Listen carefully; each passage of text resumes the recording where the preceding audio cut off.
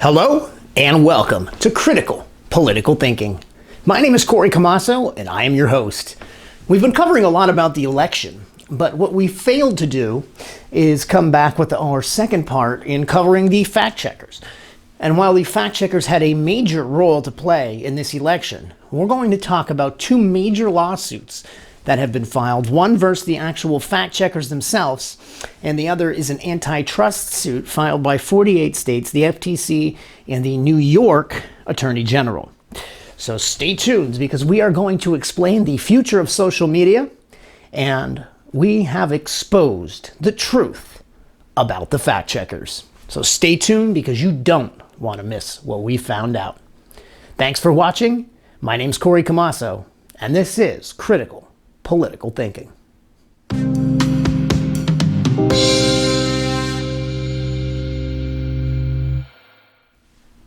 Hello and welcome to Critical Political Thinking.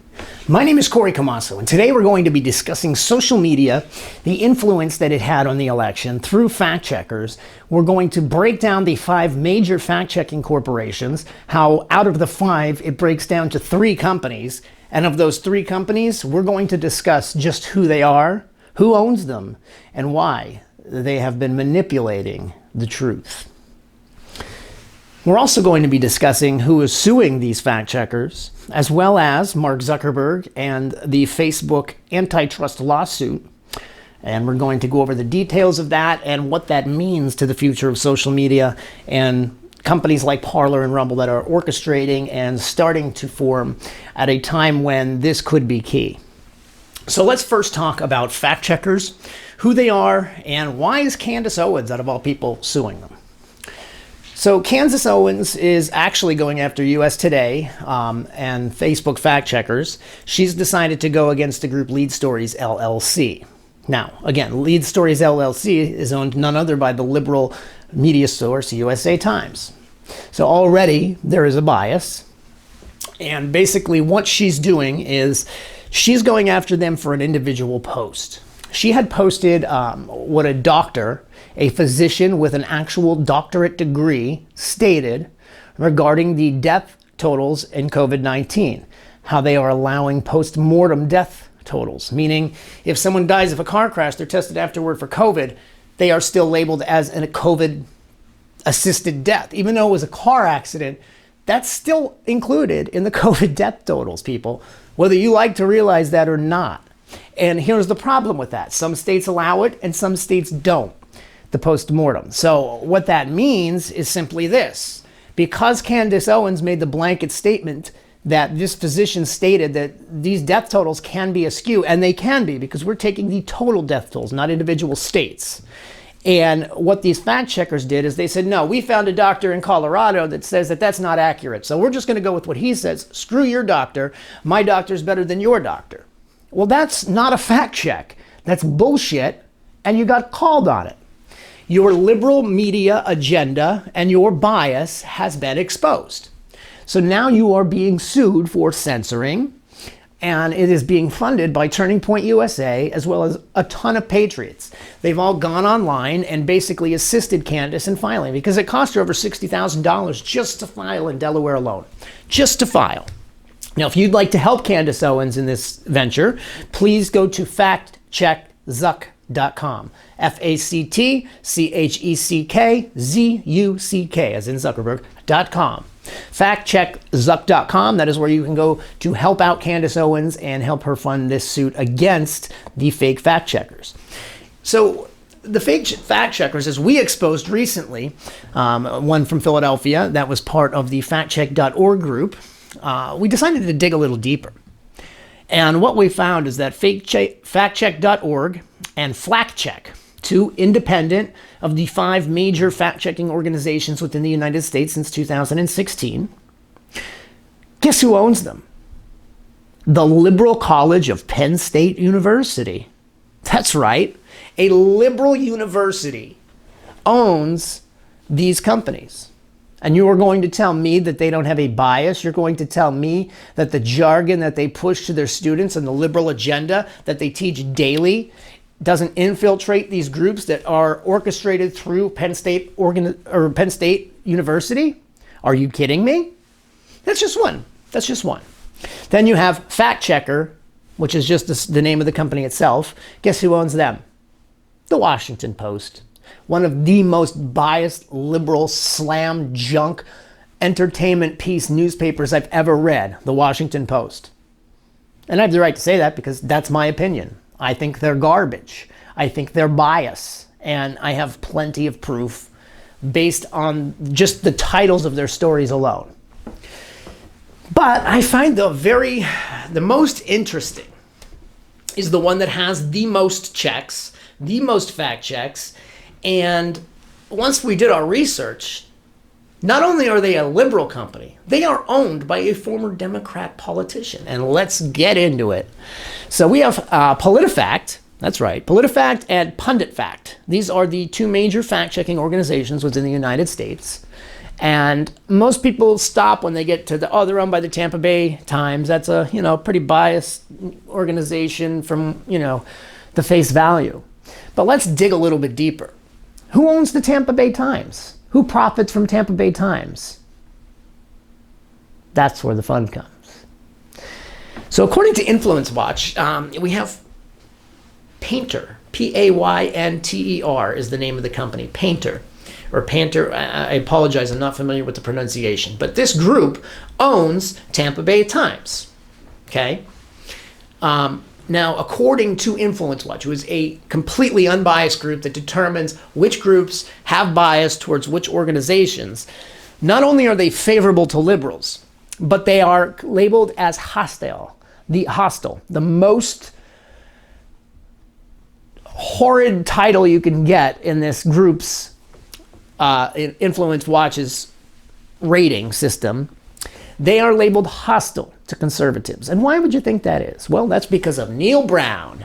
Neil Brown is the owner of P-A-Y-T-N-E-R, Painter, whatever it is. And frankly, they own PolitiFact and PunditFact through Tampa Bay Times. So this gentleman has literally profited $300,000 from just one of those organizations. And did you know that he's a former Democrat politician? So you're telling me that the guy that owns the company and signs all of these people's paychecks, the person that might have something to do with hiring these people, or at least keeping them employed, is a former Democratic politician with ties to the current Democrat politicians, and you're going to tell me that that is not enough of a bias that the fact check companies they own should be shut down. We are going to continue to expose each and every company. So far, every major fact-checking company we found has major ties to the Democratic Party, but none to the conservative. On top of that, the percentage ratio to articles that have been fact-checked, and trust me, I have found thousands of Democratic unfact-checked stories, but very few conservative. And the statistics match that. We have 77% of conservative fact-check stories to 23% of liberal. 23% liberal, 77% conservative. How is that fair odds? How are you telling me that that's unbiased? You're simply, it would have to be at least 55-45, 60-40, and maybe then. But to say that you have censored that many conservatives, and on top of it, you now have valid lawsuits going against you because you were wrong. You're only using one source to fact check, and frankly, you're using the source that benefits your narrative. And now we can prove it. And Candace Owens not only can prove it, she has filed litigation to start it. And that's only opening the can of worms, people. We are going to stop fact-checking. That's gone. Fact-checking, did you know where fact-checking originated? It originated in a communist country in an attempt to silence, so there was no coup. Sounds familiar, doesn't it? Where's that going on? Oh, right here in America. That's right. People, open your eyes. If you don't see what's going on, if you don't see that you're using fact checkers to manipulate and silence people in a way that they can simply sue these individual companies, if that. But Facebook's not harmed. Facebook's not touched. Twitter's not harmed. Twitter's not touched. But they're the people paying these groups. Why are they not just as guilty? Why are they not being held just as liable? And frankly, they are about to be. And that is what is great about the litigation system, at least in this country. At least it was until Supreme Court just decided to throw out cases on their merit rather than their, or I'm sorry, on their face rather than their merit, which is asinine in my opinion. But I have a feeling at the end of the day, things will balance out. Watch our last video. It speaks about all of it. The Insurrection Act, all of it. Watch it. It's very informative. I think you might enjoy it. But let's last talk about the Facebook antitrust lawsuit that was brought about by the FTC, 48 states, and filed initially by the New York Attorney General.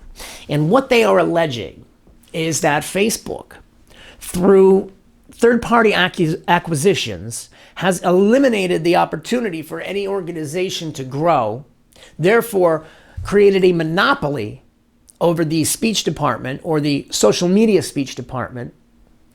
And frankly, hopefully, they are found guilty and they are forced to restructure, which would mean they have to sell off WhatsApp, they'd have to sell off Instagram, they'd have to sell off all of the companies that they stunted, purchased, and just took over in an effort to continue their monopoly, because they find it easier just to buy someone out than to have actual valid competition. And frankly, that is so anti-American, it makes me sick.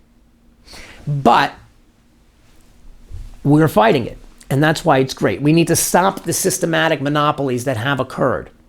And they're going to do it through this New York Attorney General suit. I really think it has enough grounds where they're going to be able to say, no, what you have done is essentially prevented any company from strategizing and building by buying them out at an astronomical amount and just stifling them from the get-go.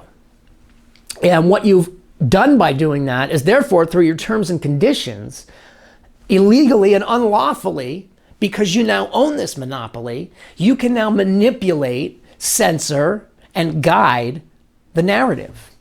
And that, my friends, is where we stand with social media. And that's why not only do we have to stand up against these tyrants, we now need to find alternative social media sources. We need to cut off their funding from the source. Stop using Facebook. If you don't use it, they can't profit. Let's let all of their asswad Democrats go on to Facebook. Let's see how many of them spend their money. Let's see how many of them click the ads. Oh wait, they won't. And you want to know why? Because their $15 an hour job doesn't allow for it. But on the conservative side, we have business owners, we have entrepreneurs, we have people that give a damn about this country, that are willing to work for what is great about it. And you know what? We damn well deserve to have those little liberties, to click on those ads and to go on those vacations and to do the things that matter to us. But they are preventing us from doing all of it. And they're going to continue to do that until their narrative have been met. We must not allow it. People, this is what's going on in our country. We have individuals that have the ability to silence an entire half of the country. How did we allow our country to get to this point? Stand up to it. Call your senators, call your representatives, tell them to join in the antitrust lawsuit. Additionally, if you have a few extra dollars, help Candace Owens out. I've never told anybody to donate to anybody but our channel. Please help this girl out.